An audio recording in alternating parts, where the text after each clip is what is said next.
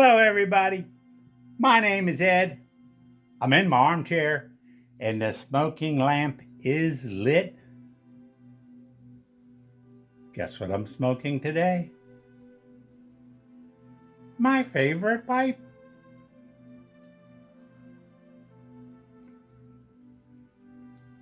Because it's Thursday, Artisan Pipe Day, and this month, smoking straight pipes in my to smoke every pipe year. But look at this guy. I love this kind of rustification. I don't know how to describe it, but I have a bunch of pipes like this for this kind of rustification. I really like it. This is a Labatt, Jack Ryan Labatt. And I love this pipe. This is just a fantastic smoker. Relatively new. I think I got it earlier this year. But a Jack Ryan, always wanted one of his, and so I found one that I liked. It is kind of weird in the sense you can't see it, but it's kind of paneled, but it's paneled here and paneled here, just a little versus, paneled here. It's just kind of nice. I like it. It is kind of paneled, on the side, but it is paneled versus just the straight rounded bowl. And great fit in the hands. You gotta love that.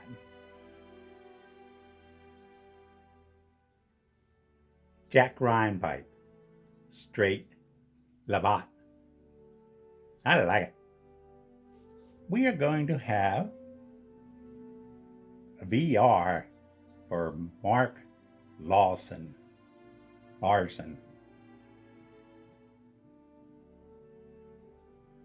700 subs. You gotta like 700 subs. It's actually, this started, it's a 700 sub goal, but he's already at 736 last time I checked. Probably more than that now. But yes, he's having a little giveaway. Main thing is, it's a good question. And in a lot of ways, throughout the years, I've kind of told you this, but we'll do it again. Hold on. I gotta get my butt lying better. Sorry. It's what influenced you, or who influenced you to start being a presenter in the YTPC? And it's a good question. Personally, I see a lot of these VRs because that's the interesting kind of stuff you love to hear. So mine started after I had been retired. I really was not much of an online person at all. I had a Facebook page, didn't really do anything with it. And had YouTube. Didn't kind of really have an account. I just checked out YouTube, and I was just looking at different stuff. In the feed, you would see, which a lot of people did, stuff and things. Mutton chop piper would pop up. So, kind of watched this stuff. Didn't really realize what the YTPC was yet. Just, here's a guy presenting about pipes. And I started thinking, now remember, I had to take a lot of aspirin because of that. Sorry. Hey, you.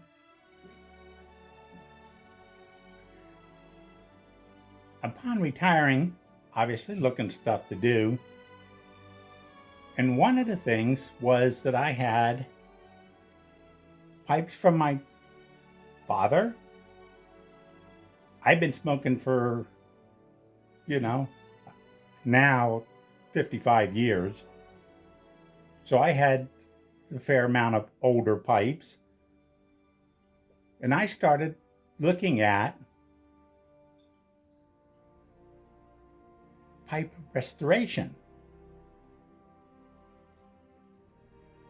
That was something I just want to learn to see what could be involved. I mean, I knew the basics. I cleaned, I've reamed pipes. But I wanted to take it a step further. And so I started getting, watching videos on, cleaning up the pipes. More on reaming, how to do a little bit of repair. I can do basics, but learned all of these little things. And then occasionally, because I'm looking at pipe restoration videos with pipe stuff also would pop up. Matches. One of the first videos of matches was actually one of his, what he does to clean up his pipes. Way before I realized that he'd been around forever, that there was a YTPC. I just saw some of those videos and then started getting more and more of just people talking about their pipes. So, very interesting. Then, I found, and this is a guy that has not published anything probably in over 5 years now, because he actually quit before I even did my first video, because he did about a year's worth of pipe restoration and stories. That was Bear Pipe, I think out of Canada. And he had just a great way of presenting, showing stuff. So I really liked his videos. So I watched them all. And he taught me a lot about staining. And so I started buying some stains. Getting really involved, setting up an actual workplace to start doing some of this cleanup. I also, and of course, because of this, he's like an evil person. He had a story. He spent one of his videos telling the story of Sexton Everson. He also had a couple flame grain pipes. And he showed how he restored them, what he did. Upon checking a few things out, I went on eBay, and I'd gotten a fair amount of pipes from eBay, mainly bulk, 8, 10 pipes at a time, hoping that, if I get 4 of them that I can fix up and smoke, fantastic. And this was an individual one, was Stanwell's pipe number 11. And I've talked about this pipe before, because of all the pipes, I really think this was a good shaped pipe, but it really was abused in the sense of cleaning it and stuff. I did a lot of work on that pipe. And I smoke it a fair amount. It is one of my favorite pipes. And the person who I got it from, you don't know. It might have been his only pipe, and he smoked every day for 20 years, for all I knew, because it was in bad shape. But I fixed it up very well, and it is just one of those pipes. And with Bear Pipe talking about Sexton Everson, that is when I started checking in on it and decided I am going to collect all of the shapes that Sexton Everson did for Stanwell. And that's why he's an evil person, because this is this is something I'm really collecting. So I have almost all of them. And just a plug, Sexton Everson's 01 Nefertiti, a special pipe that was a mistake. I've only seen one of them once, and that was from a shop that closed over 5 years ago now. So I'm still looking for that one. 01 Stanwell Nefertiti. If you know about it, let me know. But anywho, that got me going. That took pipes into the realm of hobby. To me, I do not consider smoking a pipe a hobby. This is what I do. And now that I'm retired, I do smoke my pipes more than I used to before. So now I probably average 3 to 4 pipes a night. I start in the late afternoon, maybe before the news, and then into the evening, where I tend to love to watch movies if I can. But the hobby was the work I did, staining, the sanding, repairing, and a small amount. Not like I can build stems, but I have been successful in repairing a few. So that got this all going.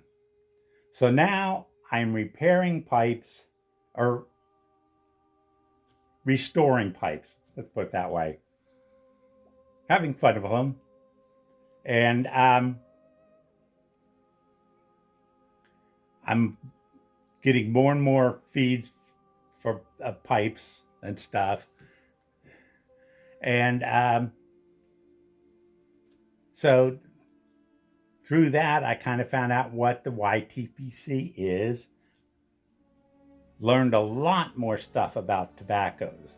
Before this, I truly was one of those old codgers. I only needed a couple blends. Actually, I only needed one, which I've said before. Now it's been over probably 35 years that I have been smoking Philosopher for Tinderbox, because we had one close to work and not that far from me. And I didn't know about cellaring. I had no concept about that. I used to just, really maybe only buying 2 ounces at a time, because I can just walk across the street and get more. So I was really into fresh tobacco. Why have, buy a pound when I could just buy it fresh, 2 ounces, 4 ounces at a time. So the YTPC, I started learning about cellaring, about the fact that some tobaccos are better after sitting for 5 years and stuff. Like, what? So the rabbit hole of tobacco acquisition disorder, the pipes I started collecting because I was getting through eBay and just having fun with it, stuff. So these were the influences I had. And I then started thinking about doing videos. And in fact, my thoughts were to do videos of me restoring pipes. Then started thinking about, well, what pipes stories we can tell, whatever. Again, still not a percenter, but thinking about it. So I think Bear Pipes was the one that was the most influential of mine. And the final thing that kicked me over to actually doing videos, ready. As you know, I also collect keychains. I've collected keychains since I was like 13 years old of places that I've been. And then, of course, I started just collecting them from stuff. But it's mainly of collection of places. And getting used to YouTube a little bit more, I remember I was looking at, I just put in keychains, see what I got. And there was a gal, teenager, and she did a video on her keychains. She only had not even 100. I mean, I have 1,700 keychains now because I'm a stupid person. But my last golf trip, I only got 17 keychains from that. Yeah, But she did a video and showed the keychains. And then another gal, a younger girl than that, so probably 14 or 15, she only had probably 11 or 12 keychains. They're all in one little, hooked all together. But she did a video on it. And I started thinking, my gosh, why not? If these gals can do it, and that was kind of the final influence for me to, I'm going to be a presenter. So I finally set myself up with my YouTube channel. And then I was still looking at, what do I do?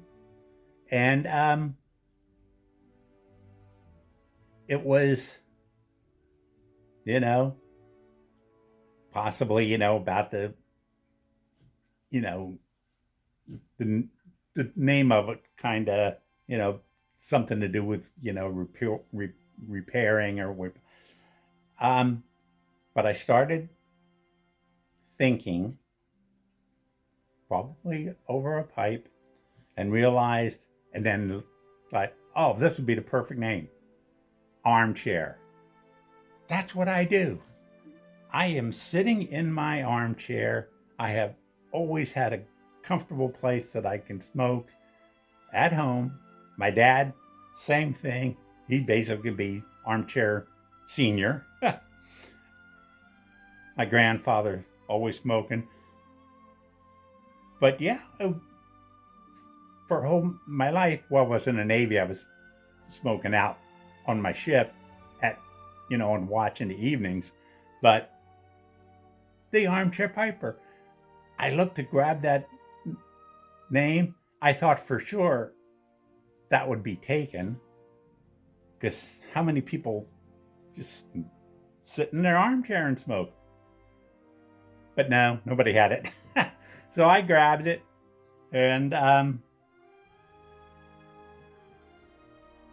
been now doing YouTube presentations for over 5 years now.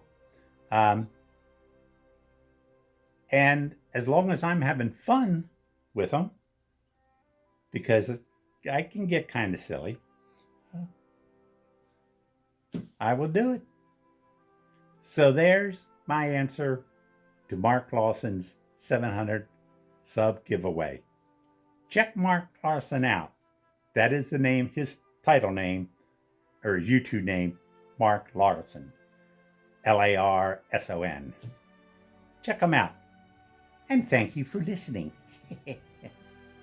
Well, I hope you like this. If you did, remember to like and subscribe so that I know who you are.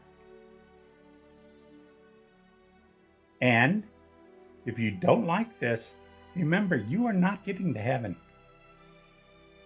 So may your smoking lamp always be lit. Take care out there.